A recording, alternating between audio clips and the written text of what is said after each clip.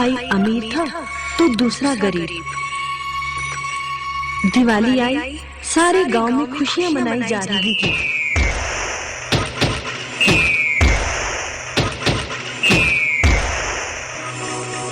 परंतु छोटे भाई के पास तो खाने लायक भी कुछ नहीं था। वो बड़े भाई के पास मदद मांगने गया। बड़े भाई ने दुत्कार कर बैरन वापस भेज दिया। बेचारा उदास लौट रहा था कि रास्ते में एक बूढ़ा दिखाई दिया। बूढ़े के पास लकड़ियों का एक बड़ा सा गट्ठर था। बूढ़े ने उससे पूछा, क्या बात है बेटे, बहुत उदास हो? दिवाली पर तो खुश होना चाहिए। काहे की दिवाली ताऊ, मेरे भाई ने भी मेरी मदद नहीं की। मेरा परिवार भूखों मर रहा है और मैं कुछ नहीं कर पा रहा। यदि तुम मेरी मदद करो, इन लकड़ियों के गट्ठर को मेरे घर पहुंचा दो, तो मैं तुम्हें जो दूंगा उससे तुम अमीर हो जाओगे।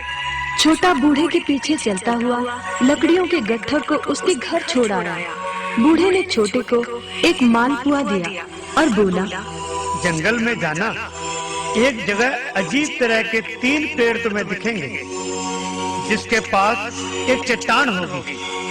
ध्यान से देखोगे तो चट्टान के कोने में तुम्हें गुफा का एक मुंह दिखेगा।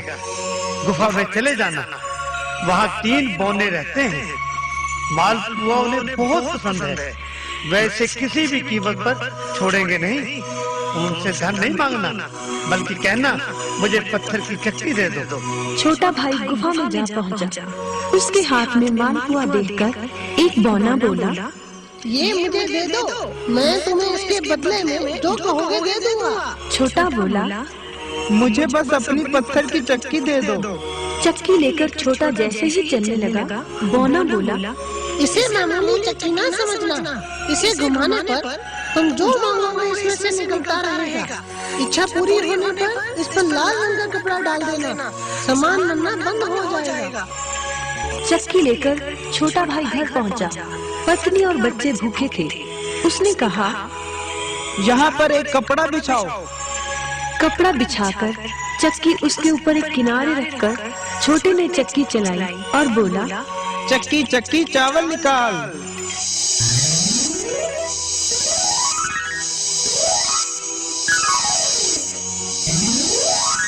बस चावलों का ढेर लगना शुरू हो गया। लाल कपड़े से चक्की को ढककर छोटे ने फिर कपड़ा हटाया और दोबारा चक्की चलाकर बोला, चक्की चक्की दाल निकाल।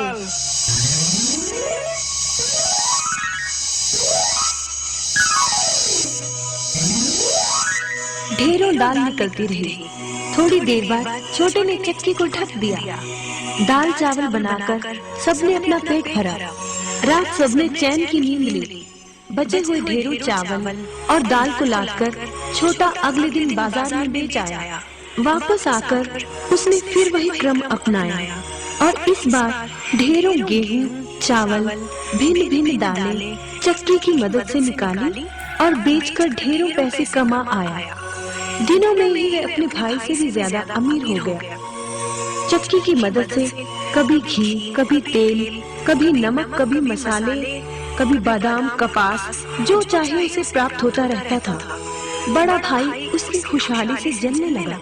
उसने सोचा, चंद दिनों पहले तो ये भूखों मर रहा था, अब इसके हाथ क्या लगा जो ये मुझसे भी ज्यादा धनी हो गया है। एक रात चुपचाप वो छोटे के घर में छुप गया। सारा भेद उसके आगे खुल गया।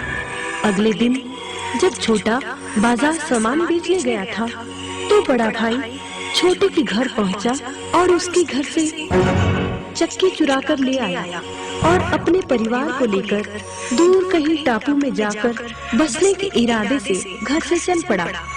समुद्र किनारे पहुंचकर उसने एक नाव खरीदी।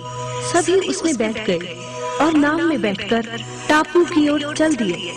उसकी पत्नी हैरान थी कि ये बेकार सी चक्की लेकर उसका पति सारा घर बाहर छोड़कर हम सबको लेकर कहाँ जा रहा है।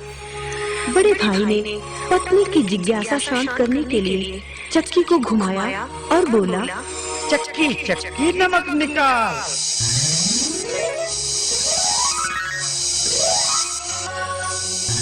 बस फिर क्या था, नमक का ढेर नाव में लगना शुरू हो गया और नाव डूबने लगी। बड़े भाई को चक्की बंद करने का उपाय तो पता नहीं था। उन सब की जल समाधि बन गई।